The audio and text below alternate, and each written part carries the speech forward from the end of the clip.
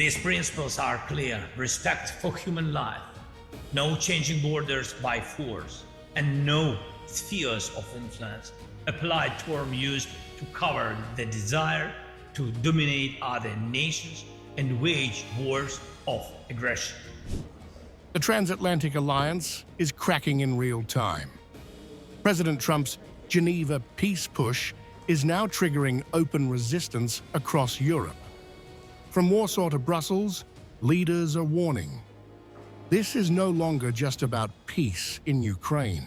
This is about Europe's security pushed to the edge without Europe's consent, and the first brutal warning has come from Poland.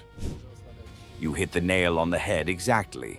Everything indicates that this point is rather a decoy and is manipulation or a certain trap. No one will be drawn into it. Behind this backlash lies Trump's Geneva peace plan, driven by U.S. Secretary of State Marco Rubio. Rubio emerged from talks claiming a diplomatic breakthrough, praising what he called the most productive day of his entire engagement on the Ukraine file.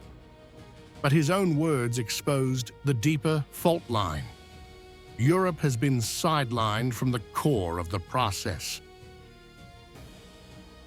The changes, there were some that involved equities or the role of the EU or NATO or so forth, and those we kind of segregated out because we just met with the national security advisors for various European countries, and those are things we'll have to discuss with them because it involves them.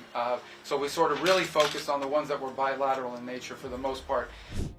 For Poland, this is unacceptable. Donald Tusk has drawn a hard red line. No decisions about Polish security, no limits on Ukraine's army, no deals over Warsaw's head. And he is openly calling out what he sees as dangerous illusions inside the Geneva process. And the matter is delicate because no one wants to discourage the Americans and President Trump from being involved on our side in this process. As you can see, it's not so marked, it's not so easy, and everyone very carefully and cautiously chooses their words. Brussels is also pushing back. EU leaders confirmed they will not allow Washington to trade away European leverage like sanctions, frozen Russian assets, or Ukraine's military status behind closed doors. And they sent a direct reminder. These are European decisions. It is also clear that the issues that concern directly the European Union, such as sanctions, enlargement, or immobilized assets, require the full involvement and decision by the European Union. Ukraine's territory and sovereignty must be respected. Only Ukraine, as a sovereign country, can make decisions regarding its armed forces. The choice of their destiny is in their own hands. Denmark has added another sharp European voice to the resistance. Foreign Minister Lars Løkke Rasmussen has warned that peace rushed under pressure risks becoming a historical betrayal. In his words, this cannot be a cosmetic ceasefire designed to satisfy political calendars in Washington.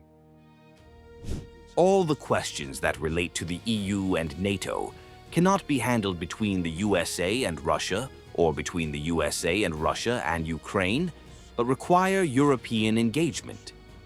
Inside Ukraine, President Volodymyr Zelensky has issued his own uncompromising warning. Speaking at the Crimea summit in Stockholm, he accused Vladimir Putin of trying to force legal recognition for stolen Ukrainian land. He warned that this is not just Ukraine's fight, but a test for the entire world order. Putin wants legal recognition for what he has stolen, to break the principle of territorial integrity and sovereignty. And that's the main problem. You all understand what that means. He wants not only from Ukraine. He wants it from the whole world, and it's very dangerous. Europe is now staring at what it believes is a dangerous moment in history. Rubio calls it progress. Trump calls it peacemaking. But for Europe, this looks less like peace and more like a trap.